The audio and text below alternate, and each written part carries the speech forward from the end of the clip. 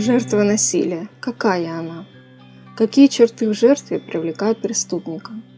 Предлагаю на рассмотрение героиню уже упомянутого мною сериала «Раздвоение личности». Иллюстрации из него же. Категорически односложно на этот вопрос не ответить, поскольку каждый человек сочетает в себе сложную гамму разных характеристик, и то, что привлечет одного преступника, может оставить равнодушным другого.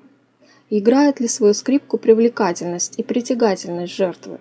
Думаю, что да, но не решающую.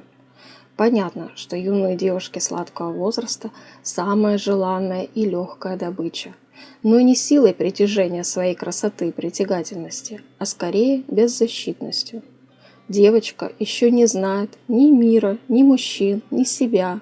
Кто я? Какая я? Наша героиня очень эмоциональная, ранимая и легко впадающая в созависимые состояния. Маньяк сразу считывает, что эта девушка с нестабильным состоянием психики и легко попадется на крючок, и начинает охоту. Охотиться пришлось недолго. Пара его слов, пристальный взгляд и уверенная призывающая улыбка, и наша героиня уже рисует в своем воображении картину счастливых отношений. Однако у преступника свои планы, и делать кого-то счастливым он не намерен. И в целом он не склонен испытывать эмоции счастья, да и вообще любые. Он их просто воспроизводит путем подражания, а в душе у него холод. А что наша жертва? Она милая, нежная, женственная и нестабильная. Ее лихорадит то в плюс, то в минус.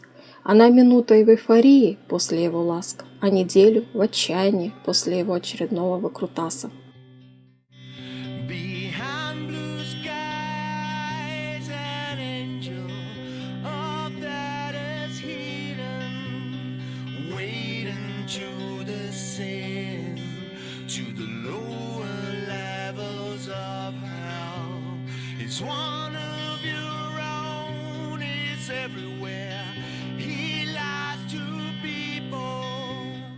Есть такой тип людей, которые изначально предрасположены к депрессивным состояниям и не могут удержаться от того, чтобы не впасть в отчаяние от какого-то незначительного события, которого человек со здоровой психикой даже бы и не заметил.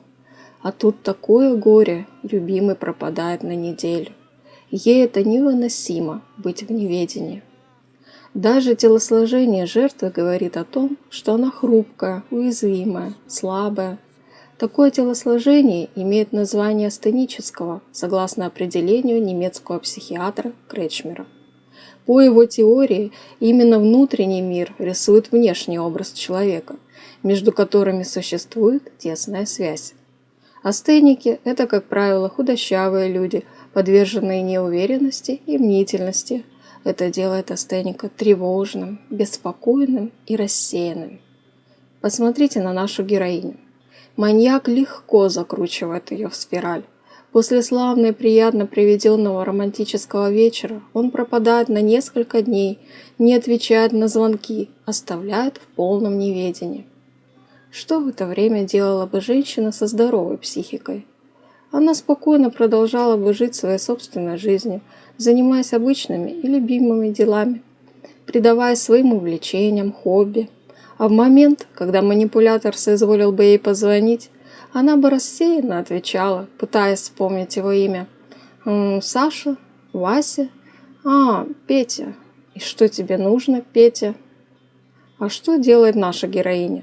Она впадает в дикую тревожность. Может быть, я что-то не так сказала, может, не так посмотрела, может, что-то не так сделала, может, нечаянно пукнула в эфире радио маньяк. И будет терзать себя бесконечно, отыскивая причину в себе. В этом есть некий эгоцентризм и зацикливание на своих ощущениях.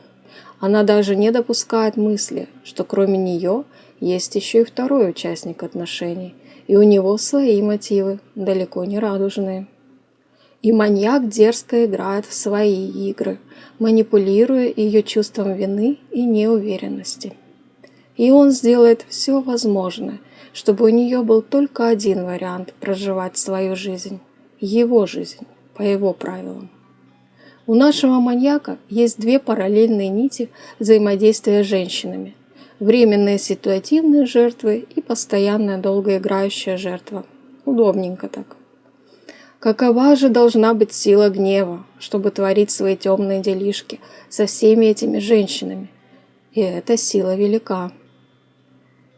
Могут ли преступник и жертва меняться ролями в ходе каких-либо коммуникаций между собой?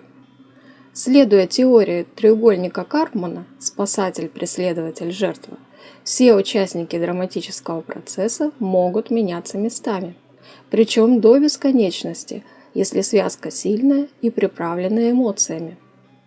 В фильме есть момент, когда наша героиня устает от слез, вскипает гневом и разбивает стекла его авто внезапной вспышкой акции протеста. В этот момент агрессор – она, но ненадолго. Эмоция гнева исчерпывает себя, и героиня возвращается в привычное низкоэнергетическое состояние. Что касается меня самой, хотя это и не интересно никому, то я могу быть и в той, и в другой роли, поскольку физически у меня очень крепкий бицепс, или как его там, то мне порой на жест насилия хочется ответить. Тут мне приходится вырезать целый кусок повествования из-за цензуры. Полные тексты и в таком авторском выражении, как мне хочется, бывают только на моем сайте. Продолжим. Также, исходя из того, что связка маньяк-жертва – это две стороны одной медали, следует, что сегодняшний маньяк – это жертва в детском периоде. И ответ на вопрос, какие черты в жертве привлекают преступника, будет такой. Преступника привлекают те черты, которые есть в нем самом, те черты обратной стороны, где он сам жертва. Что-то я все о киношных жертвах и преступниках. Хотите, расскажу про своих реальных полуманьяков? Тогда ставим плюсики в комментах. Благодарю за внимание.